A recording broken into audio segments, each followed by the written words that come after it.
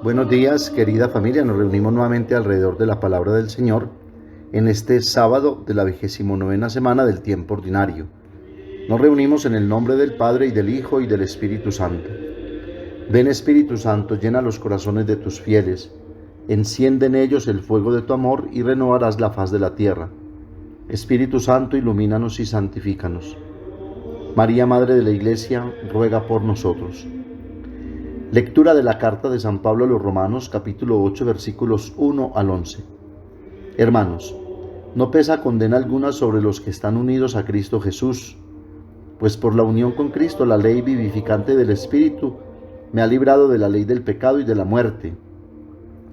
Lo que no pudo hacer la ley por causa de la debilidad humana, lo ha hecho Dios. Envió a su Hijo en una condición pecadora como la nuestra, haciéndolo víctima por el pecado, y en su ser mortal condenó el pecado. Así, el ideal que proponía la ley puede realizarse en nosotros, que ya no procedemos dirigidos por la carne, sino por el Espíritu.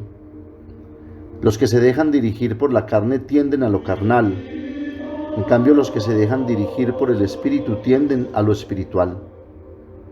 Nuestra carne tiende a la muerte, el Espíritu a la vida y a la paz, porque la tendencia de la carne es rebelarse contra Dios. No solo no se somete a la ley de Dios, ni siquiera lo puede. Los que están en la carne no pueden agradar a Dios, pero vosotros no estáis en la carne, sino en el Espíritu, ya que el Espíritu de Dios habita en vosotros. El que no tiene el Espíritu de Cristo no es de Cristo. Si Cristo está en vosotros, el cuerpo está muerto por el pecado, pero el Espíritu vive por la justicia. Si el Espíritu del que resucitó a Jesús de entre los muertos habita en vosotros, el que resucitó de entre los muertos a Cristo Jesús, vivificará también vuestros cuerpos mortales por el mismo Espíritu que habita en vosotros. Palabra de Dios. Salmo 23. Este es el grupo, Señor, que busca tu presencia. Del Señor es la tierra y cuanto la llena, el orbe y todos sus habitantes. Él la fundó sobre los mares, Él la afianzó sobre los ríos. ¿Quién puede subir al monte del Señor? ¿Quién puede estar en el recinto sacro? El hombre de manos inocentes y puro corazón, que no confía en los ídolos. Ese recibirá la bendición del Señor, le hará justicia el Dios de salvación. Este es el grupo que busca al Señor, que viene a tu presencia, Dios de Jacob. Lectura del Santo Evangelio según San Lucas, capítulo 13, versículos 1 al 9. En aquella ocasión se presentaron algunos a contar a Jesús lo de los galileos cuya sangre vertió Pilato con la de los sacrificios que ofrecían. Jesús les contestó: ¿pensáis que esos galileos eran más pecadores que los demás galileos, porque acabaron así? Os digo que no. Y si no os convertís, todos pereceréis lo mismo. Y aquellos 18 que murieron aplastados por la torre de Siloé, ¿pensáis que eran más culpables que los demás habitantes de Jerusalén? Os digo que no. Y si no os convertís, todos pereceréis de la misma manera. Y les dijo esta parábola: uno tenía una higuera plantada en su viña, y fue a buscar fruto de ella y no lo encontró. Dijo entonces al viñador: ya ves, 3 años llevo viniendo a buscar fruto en esta higuera y no lo encuentro. Córtala. ¿Para qué va a ocupar terreno en balde? Pero el viñador contestó: Señor, déjala todavía este año. Yo cavaré alrededor y le echaré estiércol a ver si da fruto. Si no, el año que viene la cortarás. Palabra del Señor. Encontramos en este sábado un mensaje y una invitación que se complementan. Pablo en la primera lectura nos invita a vivir, no según la carne que nos lleva al pecado y a la muerte, sino a vivir en el Espíritu que nos da la vida por medio de nuestra unión con Cristo y la aceptación de su mensaje de salvación. Y en el Evangelio Jesús hace un perentorio llamado a la conversión del corazón y a la paciencia de Dios, que nos está dando siempre una nueva y permanente oportunidad de salvación y de vida. Dice Pablo que aquellos que son de Cristo son hombres libres, conducidos por el Espíritu, que obran según el Espíritu, y están siempre inmersos en el amor, y todas sus obras son precisamente amar y esperar contra toda esperanza. Pablo constata una realidad que hoy vemos muy marcada en nuestra cultura y sociedad. Los que se dejan dirigir por la carne tienden a lo carnal. En cambio, los que se dejan dirigir por el Espíritu tienden a lo espiritual. Nuestra carne tiende a la muerte, el Espíritu a la vida y a la paz. En la carta a los Gálatas explicita las obras de la carne y las obras del Espíritu. En Gálatas 5, 19, 23 dice: las obras de la carne son conocidas: fornicación, impureza, libertinaje, idolatría, hechicería, odios, discordias, celos, iras, rencillas, divisiones, disensiones, envidias, embriagueces, orgías y cosas semejantes. En cambio, el fruto del Espíritu es amor, alegría, paz, paciencia, afabilidad, bondad, fidelidad, mansedumbre, dominio de sí.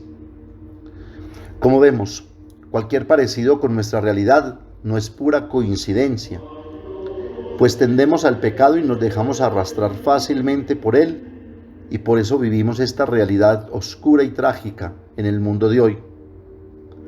Por eso insiste Pablo que no nos salvaremos solos con nuestras propias fuerzas, sino por la gracia de Dios que habita en nosotros, y que es la fuerza del Espíritu, quien como un viento impetuoso y un fuego devorador impulsa al hombre desde adentro a una vida nueva. Nos quiere invitar pues Pablo a hacer esta opción por Cristo y su propuesta para ser verdaderamente hombres nuevos. Debemos saber que tenemos delante de nosotros, por medio del Evangelio y la Iglesia, la vida en el Espíritu, en toda su riqueza y perspectiva, como una propuesta alternativa y como una posibilidad que debemos saber conquistar y adquirir. Por eso necesitamos acceder a esta gracia a través de elecciones comprometedoras y difíciles, como dice Jesús en Mateo 11:12.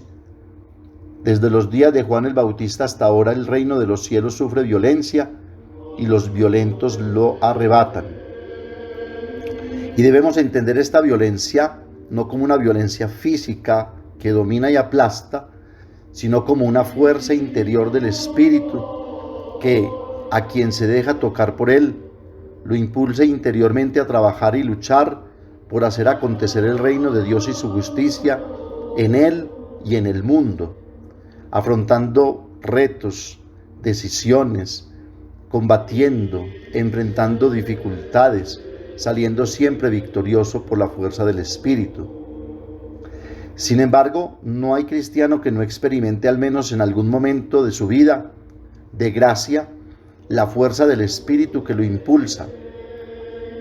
Pues el Espíritu es paz y alegría, calma y certeza de vivir según la verdad, pobres de todo pero ricos de su luz. Y son estos momentos que debemos aprovechar para aceptar la invitación de Jesús a la conversión, para aceptar las exigencias del reino que ya está aconteciendo y que viene, y es una invitación a todos, porque no solo los que han caído en una desgracia o eventualidad cargan con la culpa del pecado, nos dice Jesús en el Evangelio, sino todos los hombres por nuestra condición. Todos necesitamos arrepentimiento, es decir, sentido de la culpa, reconocimiento de nuestra fragilidad, dolor por nuestros pecados y deseo de conversión. Jesús nos pone en un presente, es decir, nuestra realidad personal y comunitaria, y nos pone a mirar hacia un futuro, sabiendo leer lo que las realidades anuncian, es decir, la fragilidad del hombre, la caducidad de la historia, el devenir de la vida, la vanagloria y vaciedad de las realidades, las incertidumbres y las inseguridades de la vida, las responsabilidades que cada uno tiene de previsión y autodefensa, que tantas veces por egoísmo o distracción sobrevaloramos. En fin, Jesús nos llama a la conversión, que es la invitación a tomar conciencia de la extrema precariedad de la vida del hombre, no obstante los gigantescos progresos de la ciencia y de la técnica. En fin, Jesús nos muestra hoy la gran paciencia de Dios para invitarnos a la conversión y su infinita misericordia. La parábola con la que concluye el Evangelio es la mejor referencia, pues los frutos son el signo de quien ama, no solo con palabras, sino con gestos concretos de amor. Pues estamos en el año de gracia anunciado por Jesús, y el día mejor para cambiar y aceptar el amor de Dios es siempre hoy. Pues Dios está siempre dando esta oportunidad para que hagamos aquello que vamos dejando atrás con nuestras pobres e inútiles disculpas. Preguntémonos entonces,